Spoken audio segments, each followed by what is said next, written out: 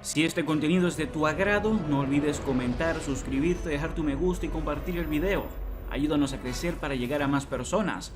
Muchas gracias por tu apoyo. ¿Es Rusia un estado terrorista? ¿Por qué Estados Unidos o España evitan definirlo así? Cuando el ejército de un país ataca infraestructuras civiles para dejar a la población sin agua, luz o comida, ¿se están cometiendo actos de terrorismo? ¿Qué se gana realmente definiendo a un país como terrorista? Ese es el debate que está dominando la agenda política internacional en los últimos días, en que las Fuerzas Armadas rusas han intensificado los bombardeos sobre distintas partes de Ucrania alejadas de la línea del frente con el objetivo claro de dañar a la población civil. De un lado está el presidente ucraniano y los países más cercanos, sobre todo las ex repúblicas soviéticas, que exigen que se califique a Rusia como Estado terrorista. Del otro, Estados Unidos y varios de los grandes de la Unión Europea, que evitan usar esa definición porque tienen consecuencias legales y estratégicas directas. La primera y fundamental, la obligación de romper todo canal de comunicación diplomático. El conclave de diputados de la OTAN, celebrado este lunes en Madrid, concluyó con una petición que urge a los países miembros y sus parlamentos a que afirmen con claridad que bajo el régimen actual, el Estado ruso es terrorista. Los despreciables ataques deliberados contra civiles e infraestructuras suponen actos de terrorismo contra la población y constituyen crímenes de guerra, se lee en la resolución de la Asamblea de la Alianza. Con la última parte, los crímenes de guerra, parece haber acuerdo generalizado entre los aliados. España, por ejemplo, no solo envía especialistas forenses para recopilar pruebas de crímenes de guerra cometidos por el ejército invasor en lugares como Irpin, Bucha o Izium, también se ha sumado oficialmente a la demanda de la comunidad internacional contra el presidente de la Federación Rusa, Vladimir Putin, ante la Corte Penal Internacional, la CPI en La Haya. 40 países piden al fiscal del tribunal que se investiguen esos posibles crímenes de guerra, de lesa humanidad y genocidio. Hay más de 40.000 casos concretos reportados en los que indagar. Ese mismo tribunal condenó como criminales de guerra, por ejemplo, a Slobodan Milosevic y Radovan Karadzic en la guerra de los Balcanes. Pero una cosa es definir a un líder o a un ejército culpable de crímenes de guerra y otra diferente calificarlos de estados terroristas o que patrocinan el terrorismo. En esa categoría Estados Unidos ha incluido solo a 4: Siria, que fue calificado así en 1979, Irán en 1984, Corea del Norte en el 2017 y Cuba en el 2021. Una potestad de su ministro de Exteriores, el secretario de Estado, cuando considera que apoyan actos de terrorismo internacional, y entonces Washington está obligado a aplicarles 3 leyes específicas que les imponen sanciones financieras, la prohibición de que las empresas estadounidenses le vendan armas o de recibir asistencia de ningún tipo.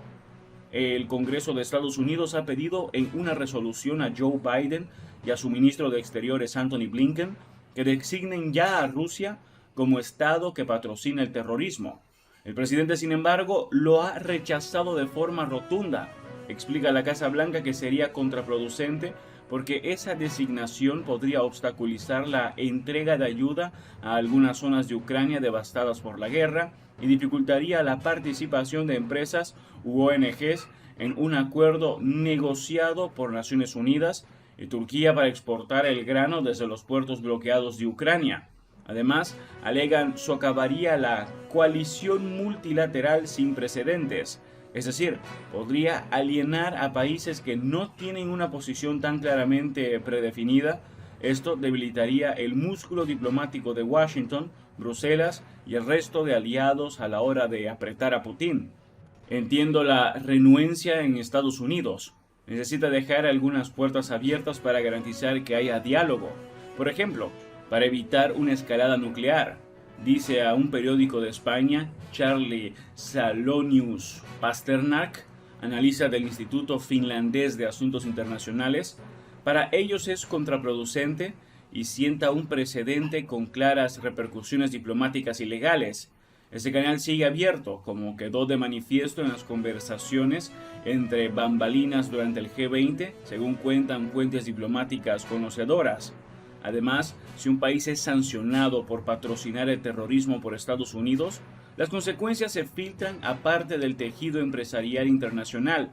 Se castiga a quien negocie con ellos. En estos momentos sigue habiendo empresas occidentales que mantienen relaciones comerciales con Rusia, entre ellas al menos 20 españolas. La persistencia de un canal diplomático es también la razón esgrimida por España. Madrid acaba de dar el placet a un nuevo embajador ruso en España, el diplomático Yuri Kilimenko, que ya fue cónsul general en Barcelona. Un castigo ahora. El presidente ucraniano Volodymyr Zelensky ya pidió a Occidente la designación de Rusia como terrorista tras los ataques a una estación de tren repleta de civiles el pasado mes de junio, y ha intensificado ahora la presencia de esta petición en su discurso. La última vez, este pasado lunes, durante una videoconferencia con las decenas de eurodiputados de todo el mundo congregados en un hotel madrileño por la Asamblea de la OTAN.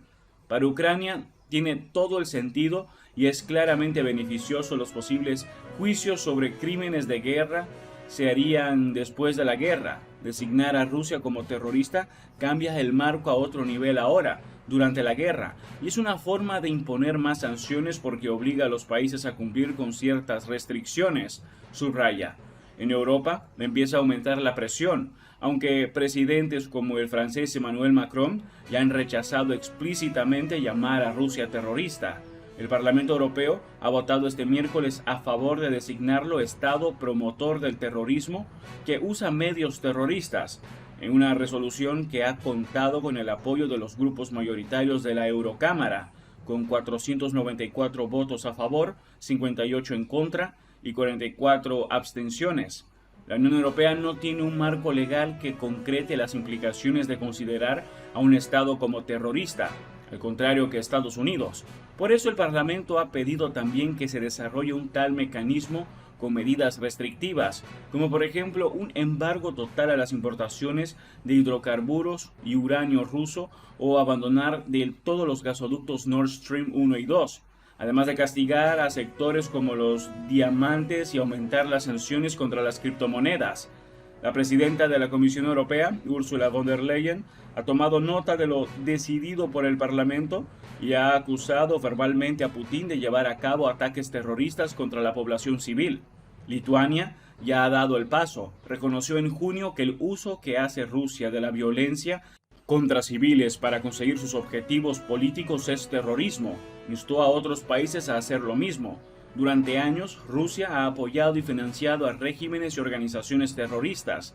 Se leía en el comunicado de la Saeima, el Parlamento lituano.